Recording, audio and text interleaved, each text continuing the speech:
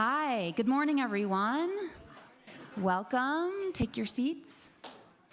Thank you for joining us here this morning. My name is Libby Franklin, and I'm proud to work with the Aspen Ideas Festival, and delighted to be here this morning to help kick off this really important conversation about the work of the National Geographic Society, and in particular, the incredible storytelling work they're doing around the world to tell the story of our changing planet. We are joined by two incredible explorers here this morning who you'll meet in just a moment. But first, it is my pleasure to introduce to you Jill Tiefenthaler, Chief Executive Officer of the National Geographic Society. As CEO of National Geographic since 2020, Jill oversees the National Geographic Society's global nonprofit work and programmatic agenda across science, exploration, education, and storytelling to elevate the Society's mission of illuminating and protecting the wonder of the world. An economist by training, Jill earned both her master's and PhD in economics from Duke University. And she began her career in academia, where most recently she spent 9 years as the president of Colorado College, right here in Colorado, where she set a new direction for the school. Jill's career in higher education translates perfectly to leading the National Geographic Society and its community of change makers, and we're honored to have her here with us today. Please join me in welcoming Jill to the stage.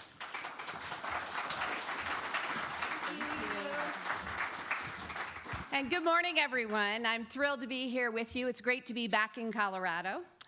So when you think of National Geographic, what do you think of? There we go. Well, maybe some of you think of this Afghan girl and her piercing eyes on, oh, how are we doing on the slides? Well, just, what else do you think of? Discovery, I love that. Cruises, there we go. There we go, here we go. So some of you may remember this cover from 1985, one of our most famous cover, the Afghan girl and her piercing green eyes. Or maybe some of you remember this tender moment captured in 2018 when a wildlife ranger comforted Sudan, who was the last male northern white rhino on the planet, just moments before he passed away. I get a little teared up every time I think about that one.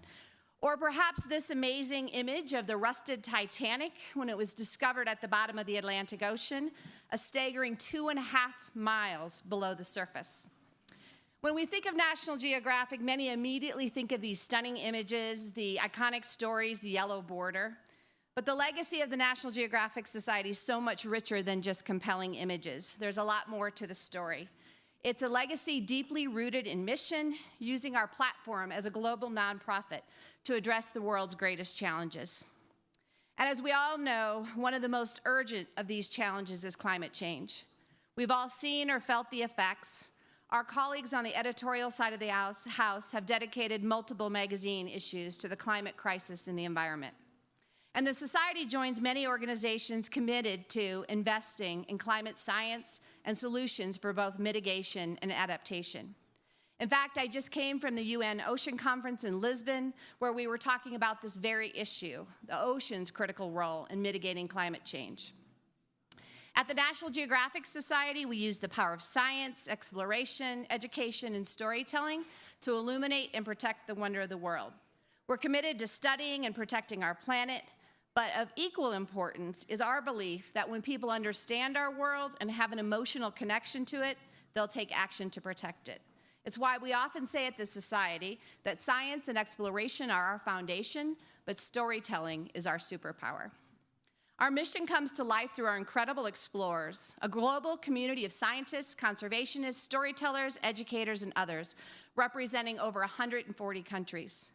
Explorers are the heart and soul of National Geographic.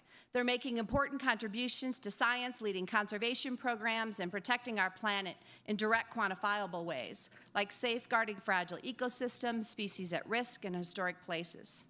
Explorers are also shedding light on our world with compelling, science-based, and trustworthy stories that raise awareness about the important issues of our time with context and nuance, something we need now more than ever. And climate change seems abstract to many. We need stories to help people understand how it's impacting our planet and our daily lives. Stories can be the key to sparking dialogue and cultivating empathy and understanding. When we see the plight of real communities in the face of real crisis, we can connect.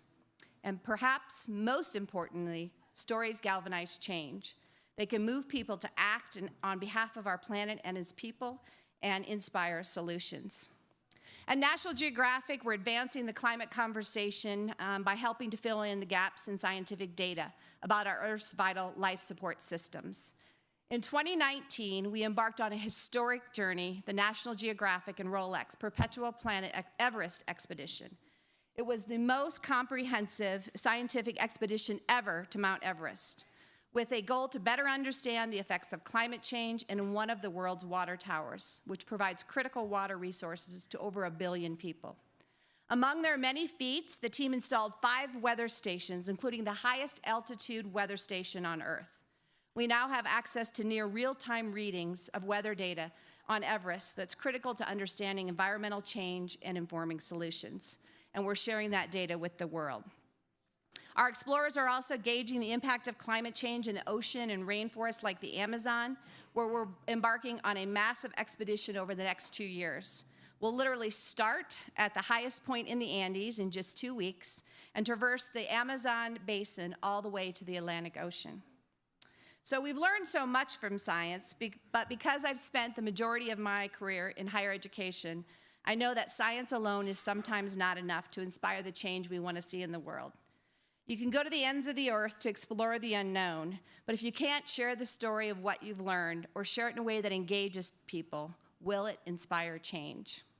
It's why I'm thrilled for you to hear from 2 National Geographic explorers today who are documenting the climate crisis, integrating science with amazing storytelling.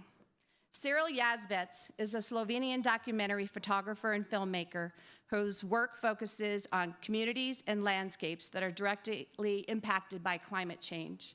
And Malaika is a documentary wildlife filmmaker whose recent storytelling has focused on the critical role of policy and industry-driven change and innovation in combating climate change. Please help me welcome Ciril and Malaika.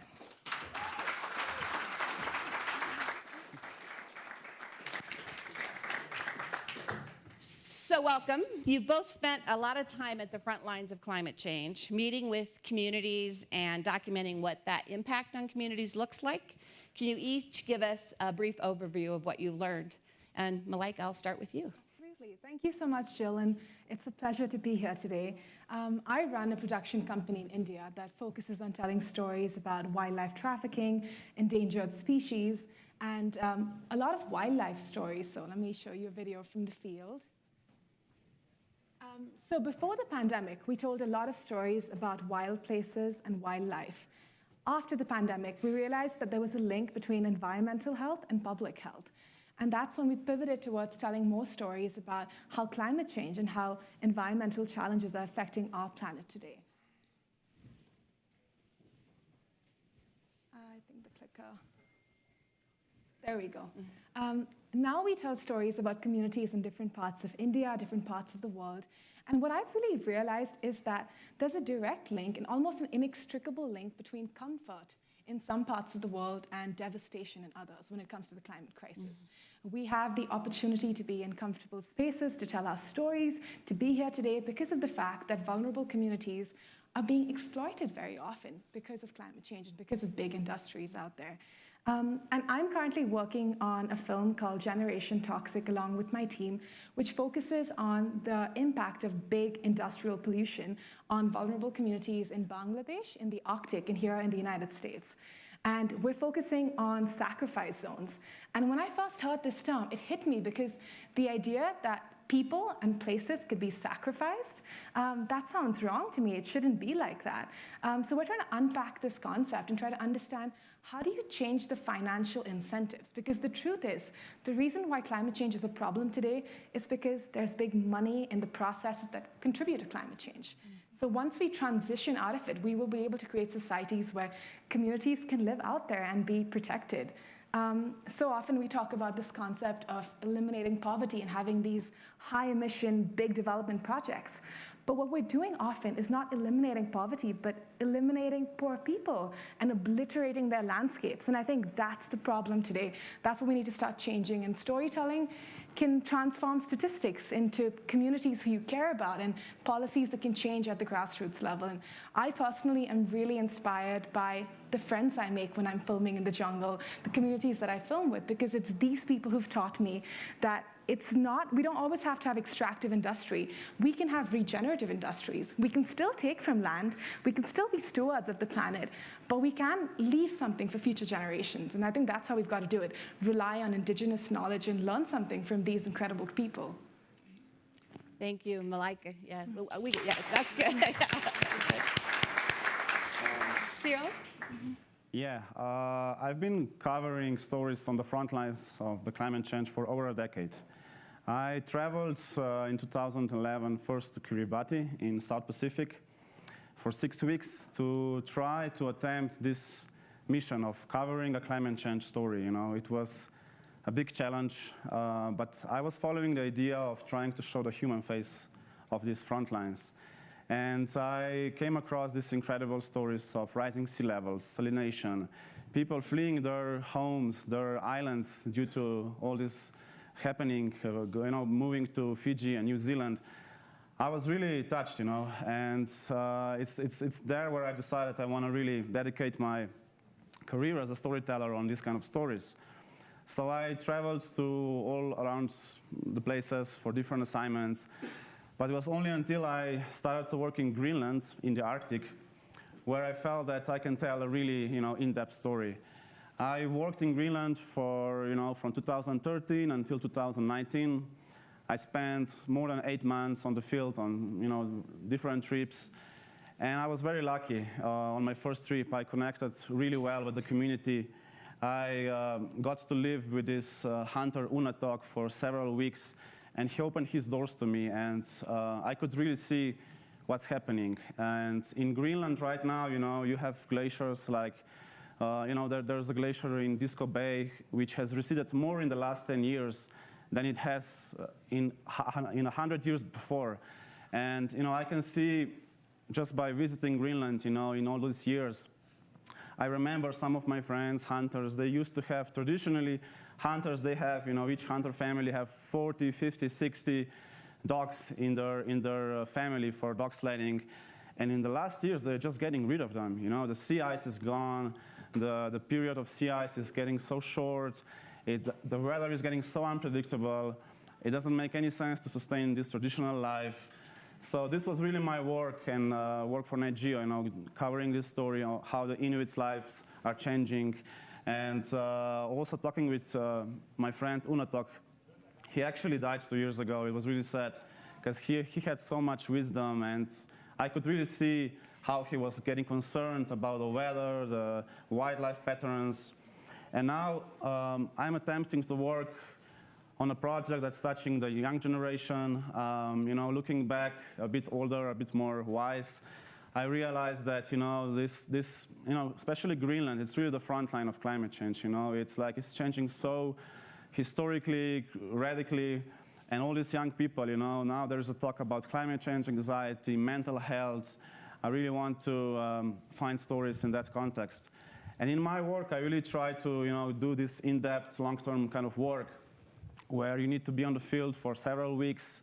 And yeah, National Geographic really gives you that. And it takes so much effort to build this trust, relationships, and you better come back with amazing footage. And I also became a filmmaker a few years ago, and I really want to come back with inspiring stories that can maybe have a little bit of impact.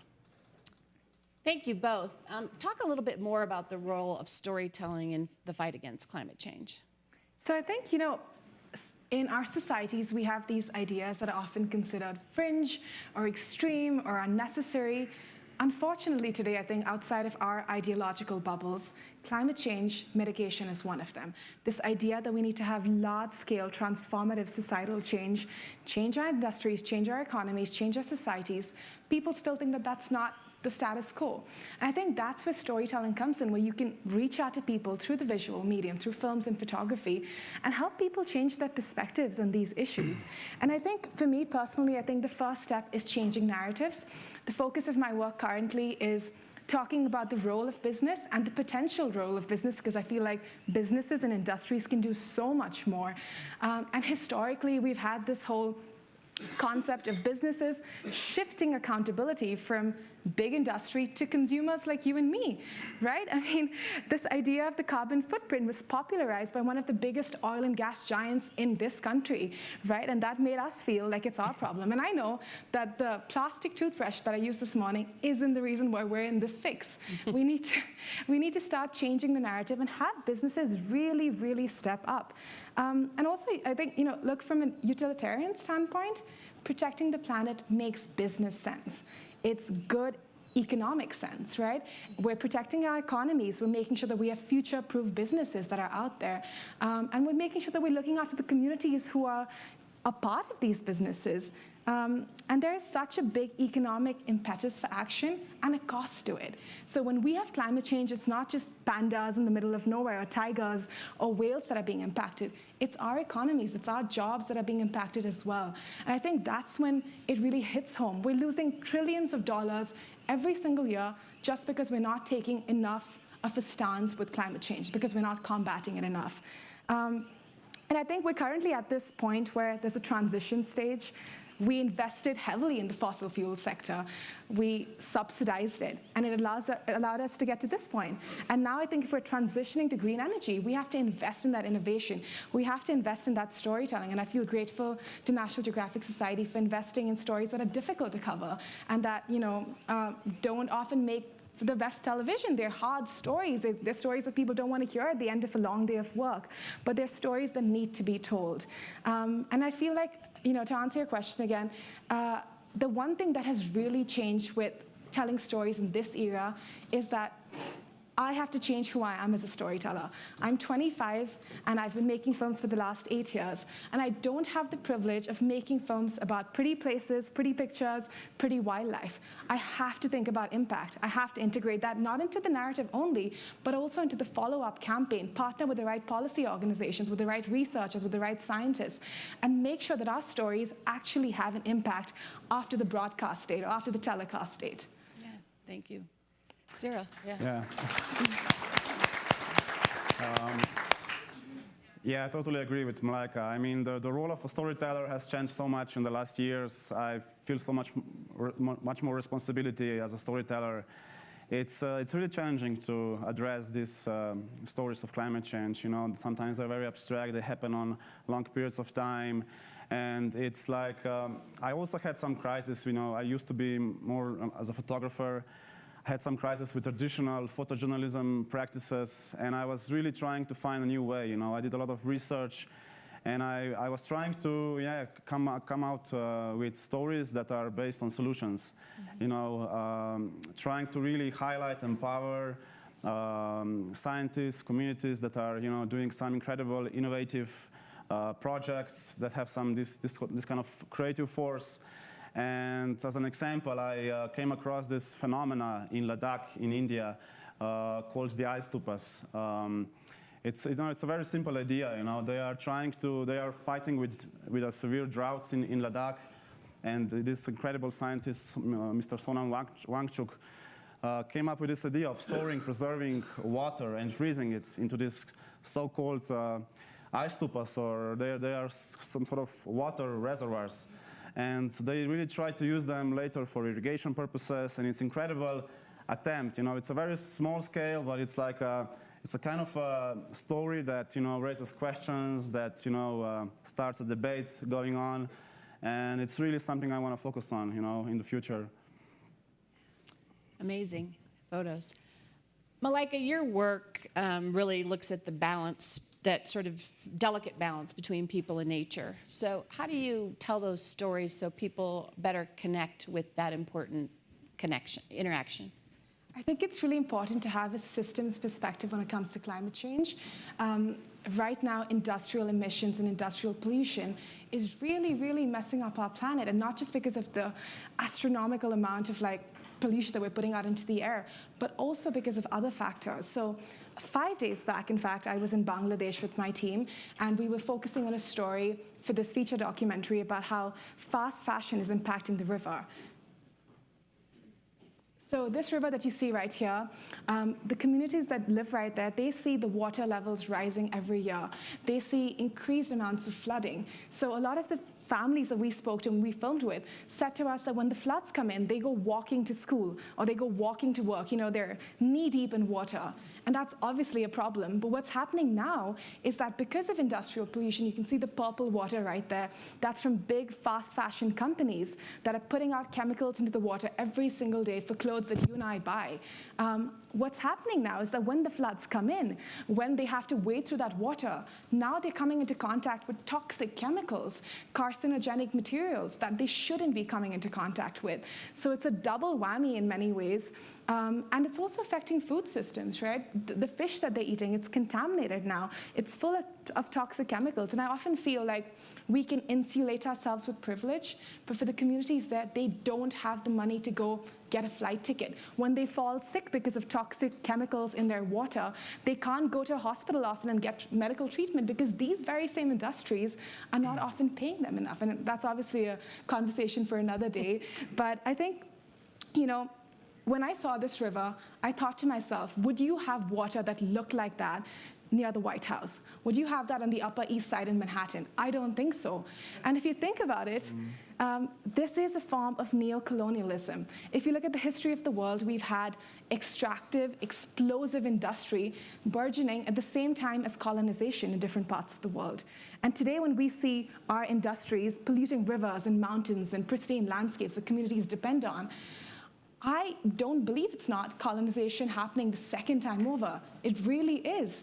But I also think that, having said that, there is also this geopolitical blame game that's happening out there where countries like mine, like India, often say, you had your time in the sun. You know, America's polluted, and now it's our turn. It's our turn to go develop and pollute because you've had your time. And we can't have a green industry so soon. And while I get where that's coming from, and I understand that, we can't afford to be having these conversations. Our planet is in crisis today. We need to come together, developing economies, developed economies. And honestly, there's an opportunity there. From my time in the field telling stories with National Geographic, I've seen that there's an opportunity for the developing world, for my country and other countries in our sphere, to actually be industry leaders. I think after the Ukrainian crisis, we also saw that the issue of energy autonomy cropped up. And becoming leaders in the green energy space, transitioning out of fossil fuels, will allow us to look after ourselves and our communities and, you know, not depend on the West. And I think that is this incredible opportunity that I'm so excited about. Great, thank you. To speak of excitement, Ciril, when we think about climate change, we can also be very depressing. We don't want people to kind of throw their hands up and say, we're done, right? So I know at National Geographic, we really try to find stories of hope. Could you talk about a story which made you feel optimistic and hopeful? Oh yeah, most definitely. I mean, don't get me wrong. I think this kind of stories that are touching this kind of issues that Malaika is doing, that's incredibly important to cover. But I've been really trying to, you know, I mean, most of my recent stories are touching on the notion of hope and resilience. And, you know, it's been really challenging. You know, we live in this world of short attention span, Instagram Reels. It's you know, the world's gone mad, you know. And it's really, you know, how do you get, you know, people's attention and, you know, and so, yeah, I mean, I'm working on this ambitious project. It's a long-term project called Climate Change Resilience. And with the team, we are producing stories in, you know, around the water towers of our planet, in Himalayas, in the Alps, in the Andes. And we are trying to, yeah, find stories, empower scientists who are trying to combat, you know, attempts to find out some solutions for some of the, you know, really troubling situations. And yeah, perhaps I can maybe talk about my last published project that was published in March issue of Nat Geo.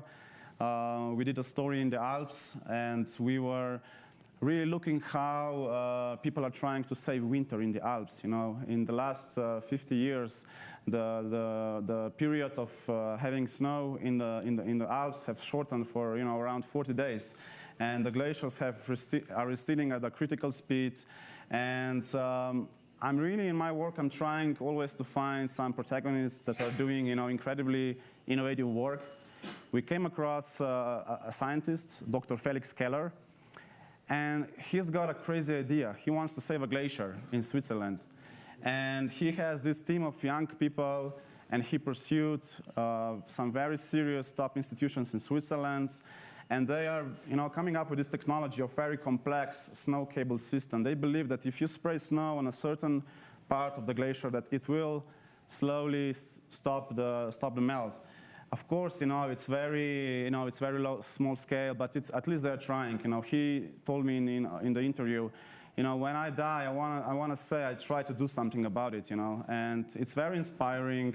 So yeah, that's my mission. My mission is really to try to. I believe in the young generation, and I think we have to give them tools and inspiration that because I think they really care. The world leaders, they really underestimate the power of the youth.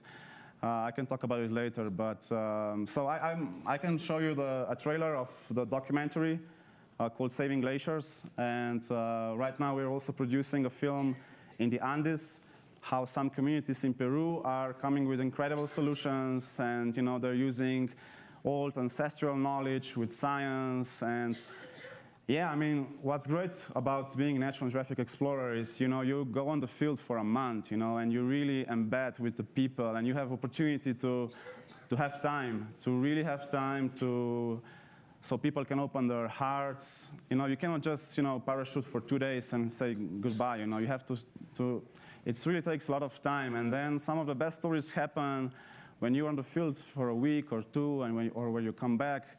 So yeah, it's been really amazing to work like this. It's sometimes I have to pinch myself. These stories are incredibly important, but yeah, it's also a lot of hard work. It's like you have to put your heart out there. So yeah, I can show you this film. It's just a minute-long trailer. It's about this scientist who wants to save a glacier. Here in this region of the Alps, in the eastern part of Switzerland, we have an accelerated melting process of all of the glacier. This means 15 million tons of ice every year.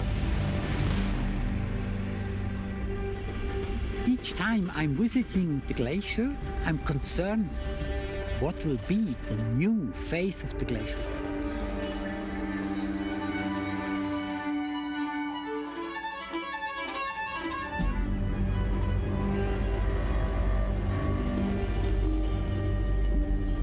We have to develop a new system to protect the glacier against the sun.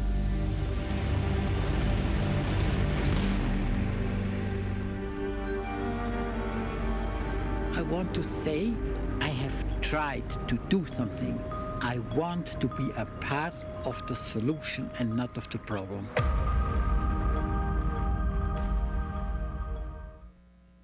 Love that.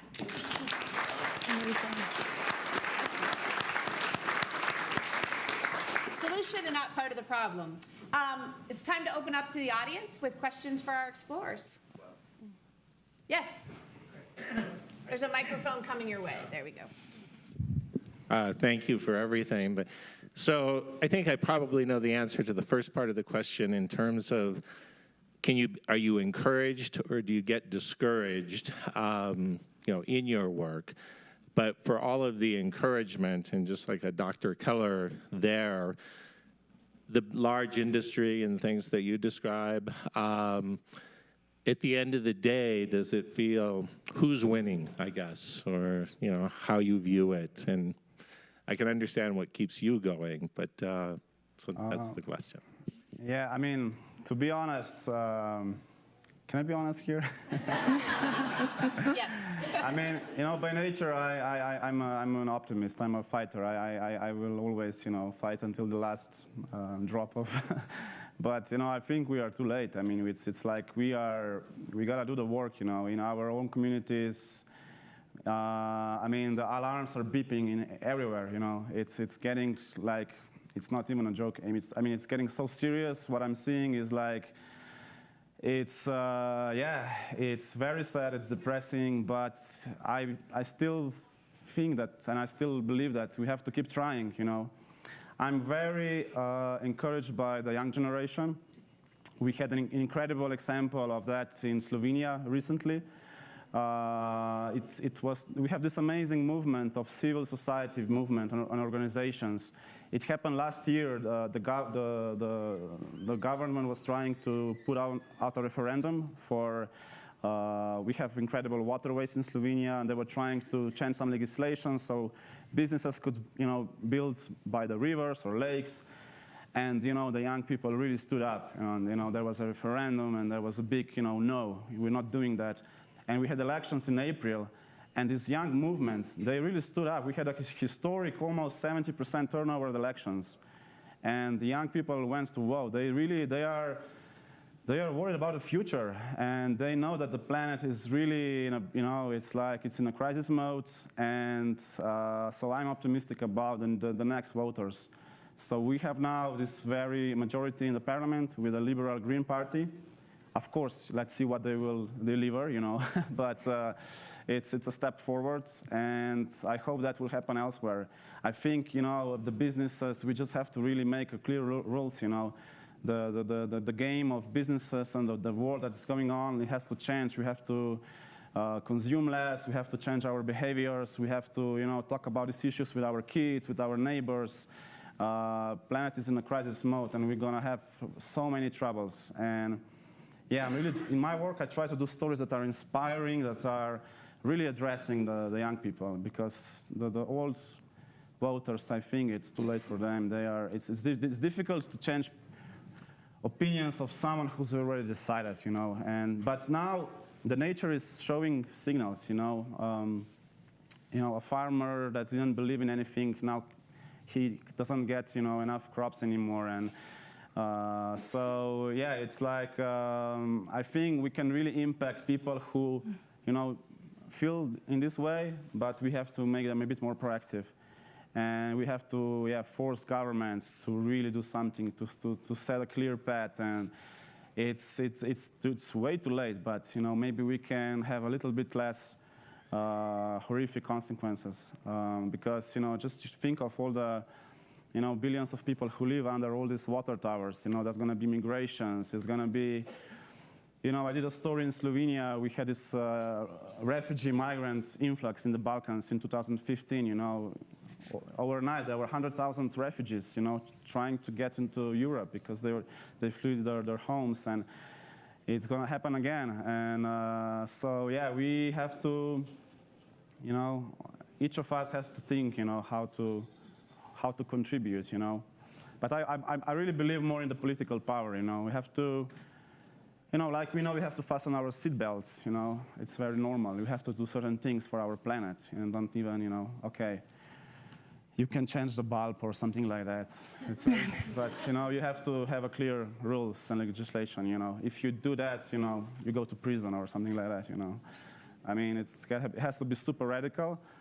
But the young generation is coming, and they care. I think they really care, and they will say goodbye to the old way of business, I'm sure. Yeah, I just wanted to add to that. I think what Ciril said is really important. We need to get political powers on board. I have an idea for how. I think we need to reframe climate change. Right now, it's this hugely partisan conversation, right? But I think we need to start thinking about climate change as something that is relevant to everyone, regardless of what side of the political spectrum you're on. And I think the systems approach to decarbonization might help us. So for example, if you are a complete right-leaning government person, and you really care about, not having immigrants coming in. How do you do that? You do that by making sure that you have checks and balances on industry. You make sure that there is, that kind of like legislative intervention, if I may, just because then there's security overseas. And when there's security overseas, you're not going to have people coming to your country. So there's like a utilitarian reason for also protecting, people outside of, the US and outside of other countries. And then if you are on the left and you believe that you're anti-war, for example, thinking about how the destabilization caused by mass migration because of climate change. I mean, if you look at the history of the world, the Arab Spring or the Syrian crisis, so much of that was because it was exacerbated by climate change. And I think we've we have to start thinking about climate change as something that affects every single one of us, regardless of who we are, what we care about, and what we do. And I have hope because we're the same people who have sent men and women to Mars. We got vaccines out there, right? We got vaccines out there in like record times, and we changed so many things, and we've got businesses all over the world. We can fly. I flew from Bangladesh to here to come to Aspen. I mean, you can go anywhere. If we can do all of that, why can't we change the way we tackle climate change? And it's about changing financial incentives. It has to make business sense. Great. Yes, here? Right, yeah.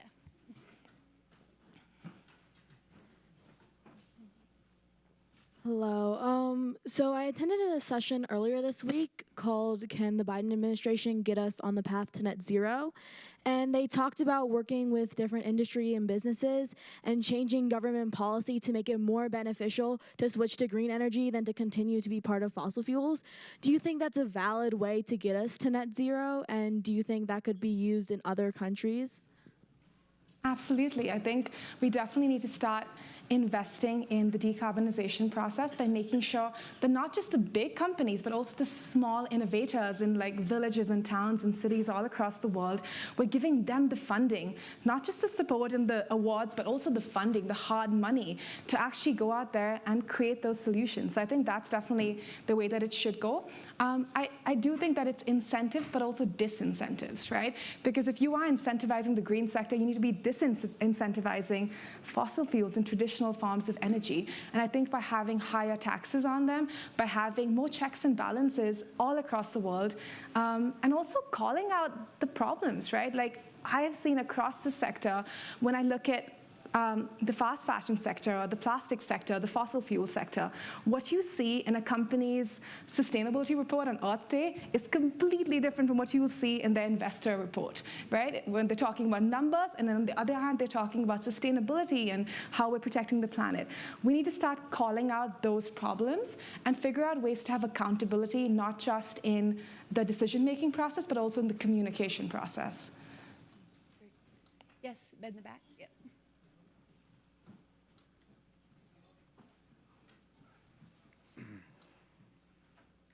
Good afternoon. You guys are doing an awesome job of storytelling. I'm Leisha John. I'm with Earthwatch, and we do similar work. I'm wondering, with your big brand power, is it feasible to think that you could get more involved in policy and advocacy and really advocate for a carbon tax or a price on carbon? Is that in your thinking at all at this time? Maybe that's a question for Jill. I think, at National Geographic, we certainly have relied on our explorers' work, and we also try not to get into politics, even though we are interested in policy. So, for example, one thing we have been working really hard on lately is 30 by 30, and especially around 30 by 30 for the ocean. I just came from Lisbon, where we just got the 100th member of the High Ambition Coalition to sign on. And really work with us around trying to protect 30% of the ocean by 2030. So yes, policy, we're very motivated to use our brand to continue that. We just want to stay out of politics so these folks can help us work broadly to bring more people into the conversation. You're welcome. I saw a hand here. Yep.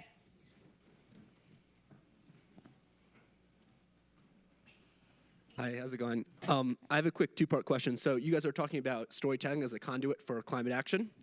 And obviously you guys are on the front lines, like actually experiencing these stories. So one, I'm curious how you translate your experiences to make it just as impactful for a reader back home.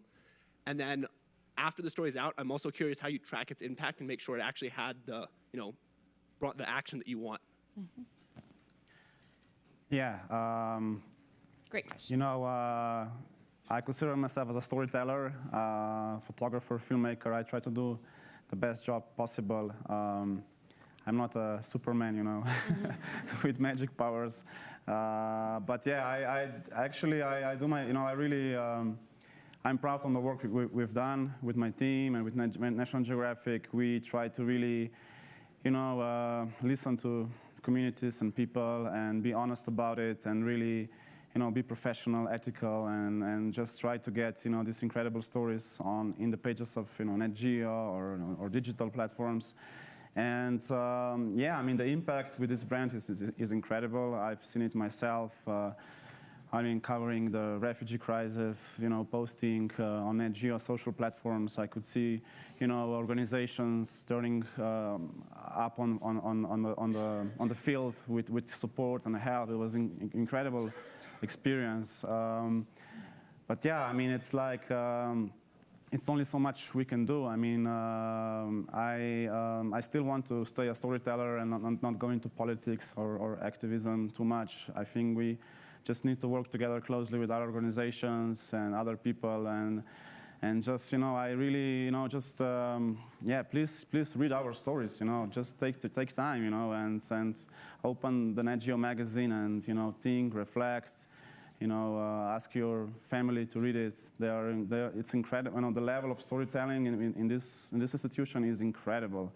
If you would not believe how much energy, effort goes into, you know, each story that I published in a Geo magazine. It's like a dissertation piece, you know. It's like, you know, sometimes it's 2 years of work. It's like several months on the field, and it's like really high level. It's really high bar, and there's, you know, not enough energy and hours to also. But there is certain impact. I can see it for sure. I would quantify impact in 3 ways. That's what I do at our production company. We think about how many views do we get, because we do care about that. How many people can we reach? The second thing is, did we change the narrative? Did we push the narrative in different ways? Did we challenge ideas that are considered the norm? And the third one is tangible grassroots impact. So I think I'm a storyteller, but I also think that I'm a conservationist, just because of the fact that I think it's important for us to partner with scientists who are already doing the hard work. We get to go in there for a month, 2 months, tell the story, and then move on to the next project. These scientists and policymakers and conservationists are spending their entire lives doing this project. So if we can amplify their stories, but also ask them, what do you need from us? How can we give you content that we filmed? Can we take this to, like, you know, a political party? Can we go out into the field and have like screenings with people who don't believe in this perspective? How do we actually have that follow through? I think that's really, really important right now, to start thinking about how we can change things in tangible ways, in measurable ways, and not just in awareness, right? Because our planet needs way more than awareness at this point. And I would say that the other thing about creating impact with storytelling is getting it into the mainstream. Right now, environmental storytelling is relegated to the sidelines, right? We have it on the big networks that invest in it, but we need to have it on Fox News. We need to have it in the small-scale networks in different cities and villages. We need to have it in India, translated into our languages as well. We need to make sure that it's on every TV network, every newspaper. Like, you cannot escape it. And I think once we get to the point where you cannot escape the conversation about climate change, that's when we're going to have policy change. That's when we're going to have industrial change. To wrap up, I'm just going to ask you each one last question. I'm getting my time here. So if you could leave us with one takeaway today, something to take forward, what would it be? Ciril? Yeah, I mean, I really believe in the power of, you know, storytelling, on solution-based storytelling and education and empowering the young people.